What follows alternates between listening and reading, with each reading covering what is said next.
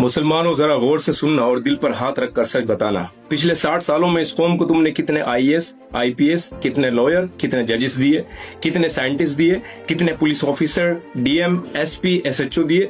लेकिन हाँ, हाफिज हजारों में दिए, मौलवी हजारों में दिए, मुफ्ती हजारों में दिए। एक गली में एक मदरसा है तो दूसरी गली में दूसरा मदरसा खोल दिया जाता है। एक गली में एक मस्जिद है, दूसरी गली में दूसरी मस्जिद बना दी जाती है। आए दिन मस्जिद मदरसों के नाम पर चंदे देते हो, मगर school, college, science institution, libraries वो क्यों नहीं खोलते? उसके लिए चंदे इकट्ठे क्यों नहीं करते? अक्सर कर माँ बाप की सोच बस यही है, अपने बच्चे को आलिम दीन बनाऊंगा, हाफिज कुरान बनाऊंगा। लेकिन एक सवाल है, दुनिया का इल्म कौन सीखेगा? हॉस्पिटल कौन चलाएगा? कोर्ट में तुम्हारी आवाज कौन बनेगा? सिस्टम में जाकर तुम्हारे हक की बात कौन करेगा? फिर रोते हो कि हमारे साथ नाइंसाफी हो रही है, हमारे ऊपर अल्लाह का अजाब आ रहा है। अजाब तुम अपनी जानों पर खुद करते हो और जिम्मेदार खुदा को ठहराते हो।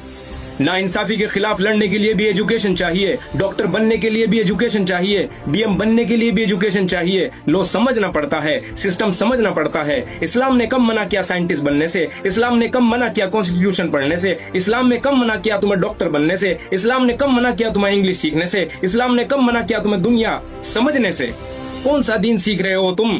कुरान अरबिक में है और तुम बस अरबिक में रट्टे मारे जा रहे हो। न कुरान का पैगाम समझते हो, न उसे अपनी जिंदगी में उतारते हो। झूठ तुम बोलते हो, हक दूसरों को तुम दबाते हो, हराम कमाई तुम खाते हो, धोखा देकर अपनी जेबें भरते हो और फिर भी खुद को दीनदार कहते हो। तरस खाओ अपनी जानों पर, आंखें खोलो और देखो तुम कहाँ खड़े हो। जब कोई स्कूल, कॉलेज, पढ़ाने की बात करता है तो जवाब मिलता है, हमें कौन सा नौकरी करानी है, हमें कौन सा नौकरी करनी है। कितने लोग पढ़े लिखे धक्के खा रहे हैं। मैं आपसे कहना चाहता हूँ, एजुकेशन सिर्फ नौकरी पाने के लिए नहीं होती। एजुकेशन तुम्हें कैपेबल बनाती है, तुम्हें सही गलत समझाती है, तुम्हें जुल्म के खिलाफ खड़े होने की हिम्मत देती है। क्या वजह है कि तुम्हारी दुआओं में असर नहीं रहा?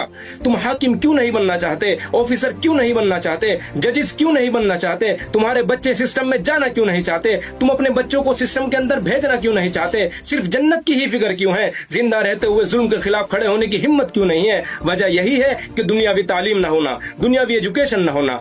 इस देश का कानून पढ़ो जो तुम्हें तुम्हारे हक बताएगा कि तुम्हारे अधिकार क्या हैं। जब तुम्हारे खिलाफ कोई जुल्म करे, ये कानून क्या सिखाता है कि उसके खिलाफ कैसे कार्रवाई करनी है, अपना हक कैसे मिलेगा, ये तुम्हें देश का कानून बताएगा।